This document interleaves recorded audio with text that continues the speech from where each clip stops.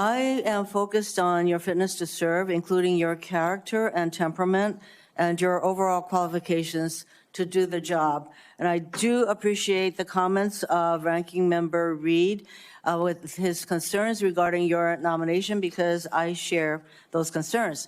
As part of my responsibility as a member of this committee to ensure the fitness of all nominees to come before any of the committees on which I sit, I ask the following two initial questions. First, since you became a legal adult, have you ever made unwanted requests for sexual favors or committed any verbal or physical harassment or assault of a sexual nature? No, Senator.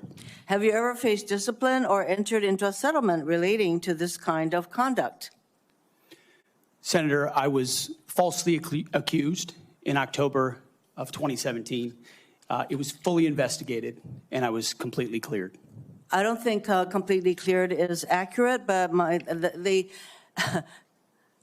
the fact is that your own lawyer said that you entered into an NDA and paid a person who accused you of raping her a sum of money to make sure that she did not file a complaint. Moving on.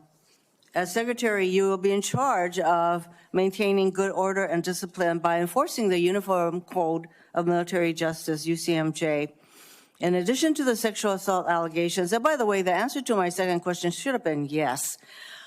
I have read multiple reports of your regularly being drunk at work, including by people who worked with you at Fox News. Do you know that being drunk at work is prohibited for service members under the UCMJ? Senator, those yes are or no? multiple false anonymous reports peddled by NBC Do you News know that run directly contradictory to the dozens of men and women at Fox News Channel who I work with, who came on the record and said they've in your never opening statement, Mr. Hegseth, you commit to holding leaders accountable at all levels. That includes you, of course. And frankly, as Secretary, you will be on the job 24/7. You recently promised some of my Republican colleagues that you stopped drinking and won't drink if confirmed, correct? Absolutely.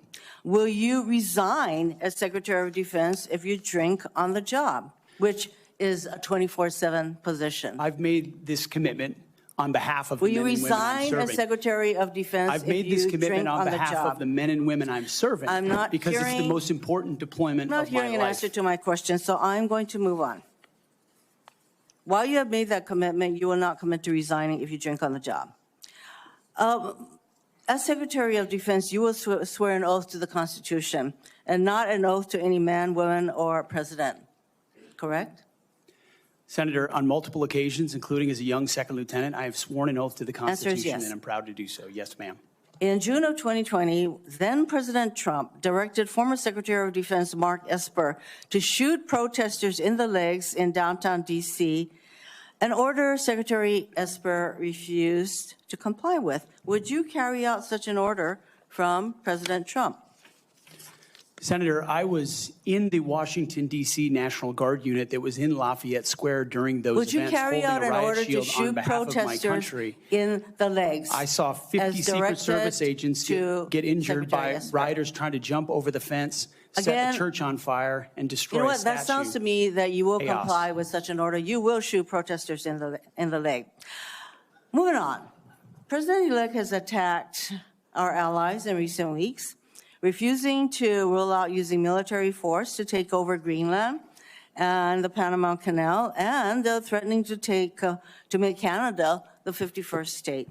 Would you carry out an order from President Trump to seize Greenland, a territory of our NATO ally Denmark, by force, or would you comply with an order to take over the Panama Canal? Senator, I will emphasize that President Trump received 77 million votes to be the lawful commander-in-chief of this country. We're not talking about the election. My question is, would you use our military to take over Greenland or an ally of Denmark? Senator, one of the things that President Trump is so good at is never strategically tipping his hand. And so I would never in this public forum give one way or another direct what orders the president would give me in any context. That sounds to me that you would contemplate carrying out such an order to basically invade Greenland and take over the Panama Canal. Current DoD policy allows service members and eligible dependents to be reimbursed for travel associated with non-covered reproductive health care, including abortions. Will you maintain this common sense policy? Senator, I've always been personally pro-life. I know President Trump has as well, and we will review all policies, but our standard is whatever the president wants on this particular issue. With my advice, I will take a look at. If the president tells you that this common sense policy will not be maintained, you will not enable our service members to seek reproductive care. So it sounds I don't like to believe the me. federal government I'm not should be hearing funding answers to my questions, travel for Mr. abortion. Chairman. I just want to note that the other area that of serious concern to me is President Trump saying that he wants to use the military to help with mass deportations, which will cost billions of dollars. And what that will do to readiness is very, very concerning. Mr. Hegseth, I have noticed a disturbing pattern. You previously have made a series of inflammatory statements about women in combat, LGBTQ service members, Muslim Americans, and Democrats. Since your nominations, however, you have walked those back on TV in interviews and most recently in your opening statements. You are no longer on Fox and Friends, Mr. Hegseth.